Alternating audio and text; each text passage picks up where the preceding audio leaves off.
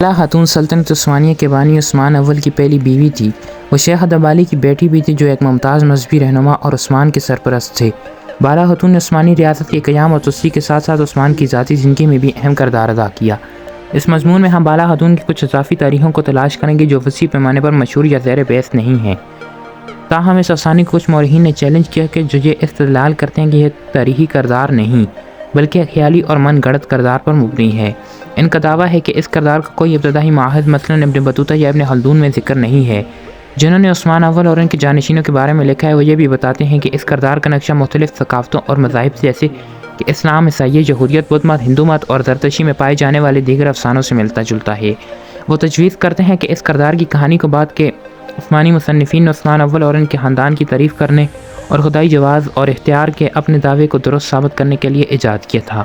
کچھ مورخین نے تجویز کیا کہ اس کا نام رابعہ تھا جو 15ویں صدی کے عثمانی تاریخ نگار یورپ کی تاریخ پر مبنی تھا۔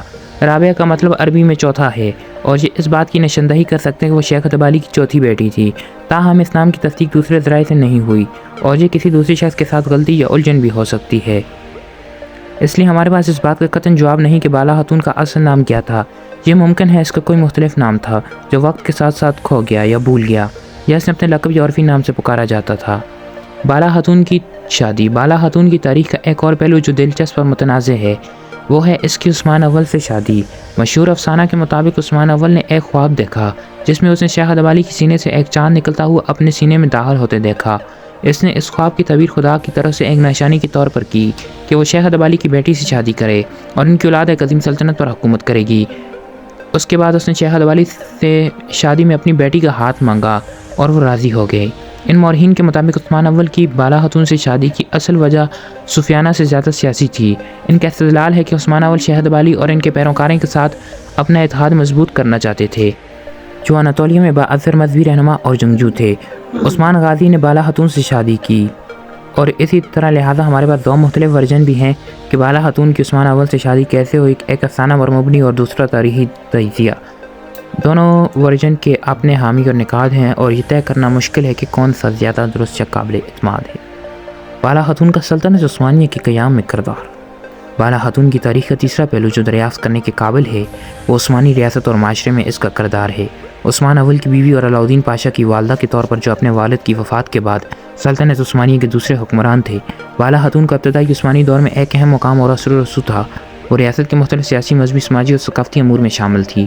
اس کا ایک کردار عثمان اول اور شیخ ادبالی کے درمیان ثالث کے طور پر کام کرنا تھا۔ اس نے ان کے درمیان اچھے تعلقات کو برقرار رکھنے میں مدد کی اور ان کے درمیان پیدا ہونے والے تنازعات یا اختلافات کو حل کیا۔ اس نے عثمان اول کے فیصلوں اور پالیسیوں کی بھی حمایت کی اور انہیں مختلف معاملات میں مشورہ دیا۔ وہ اس کے اور اس کے مقصد کے لیے وفادار اور وقف تھی اور اس نے عثمانی ریاست کے لیے اپنا ویژن اور خواہشات کا اشتراک کیا۔